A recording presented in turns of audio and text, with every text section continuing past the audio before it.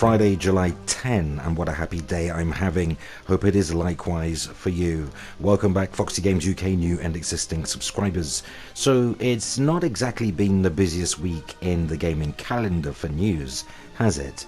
Which is why I couldn't justify a video Wednesday past. I'm not the kind of YouTuber that puts out any old garbage in an attempt to maintain ad revenue, and I make no apology for it. Though I guess the biggest stuff to come out of the week has been the Xbox game event dated for July 23rd, and I'm really looking forward to that. There's also a rumoured state of play scheduled for August when Sony will allegedly reveal games it purposely held back, supposedly to counter Microsoft.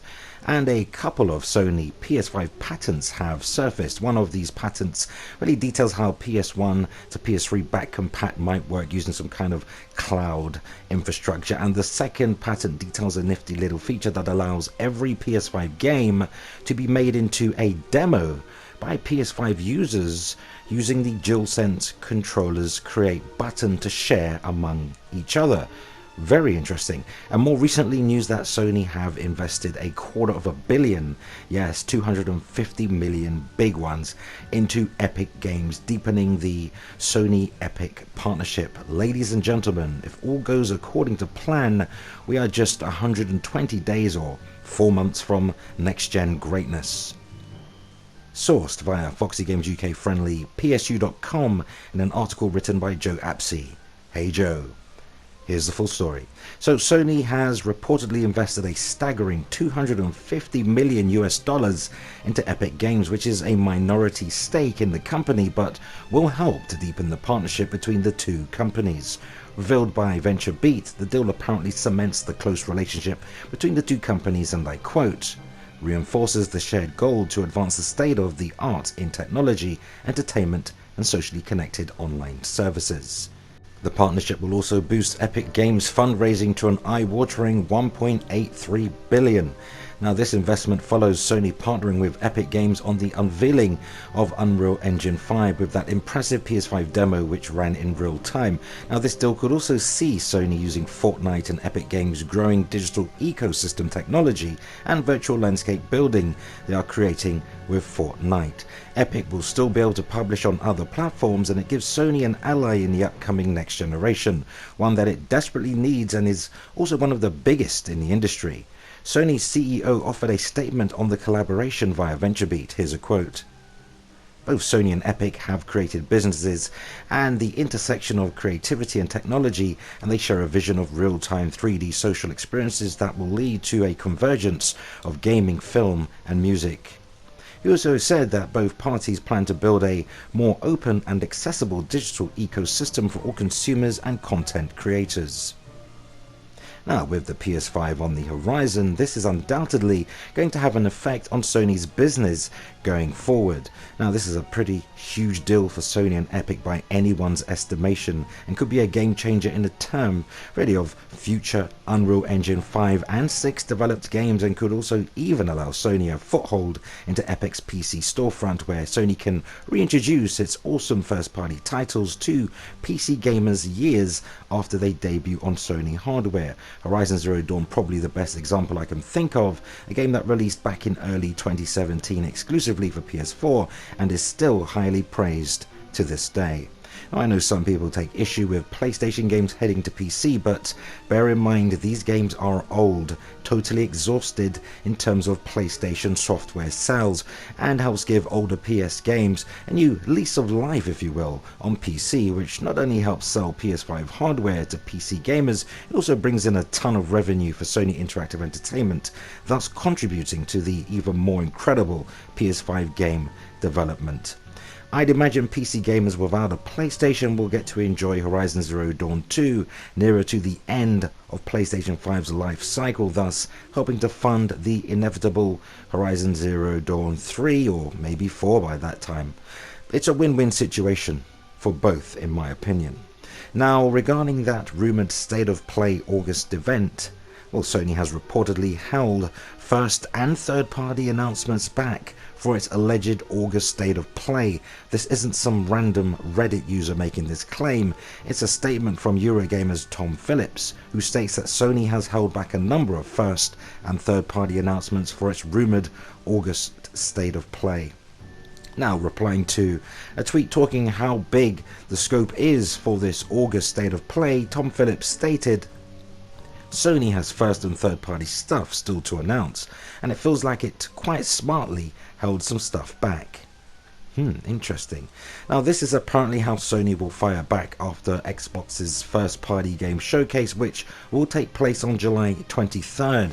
There are a lot of rumors as to what could be here, but we can only take some educated guesses. Firstly, we need to talk about Silent Hill. The much rumored reboot of Konami's horror series has long been rumored, and its absence from June's PS5 reveal was surprising. There's also Metal Gear remasters, or a Metal Gear remake. With Sony apparently working to reboot the franchise for PS5, it seems like this would be the one place where it could show up before we will start to question if this is actually happening or not.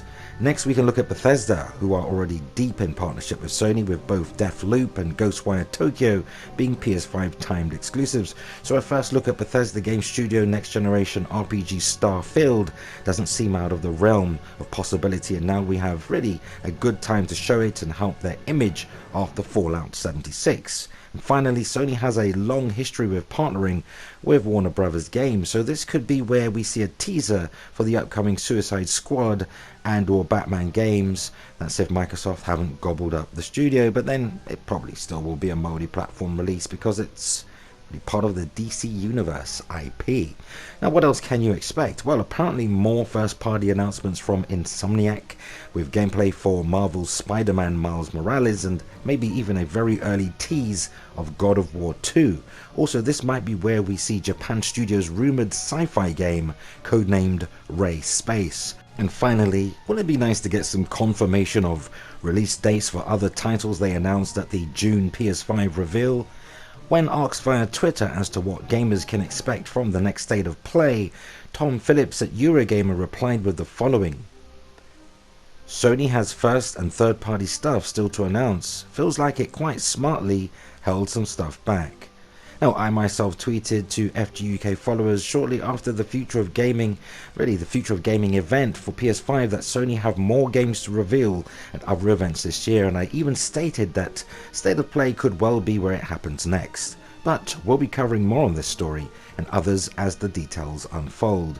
Now, before I go and pick up where I left off on the stunning Ghost of Tsushima, a truly epic game that, if the pacing remains, well, consistent, could well give The Last of Us Part 2 a run for its money in terms of Game of the Year nominations. I mean, to my eyes, it is already the most beautiful realized game to come out of PlayStation Studios. Congratulations, Sucker Punch.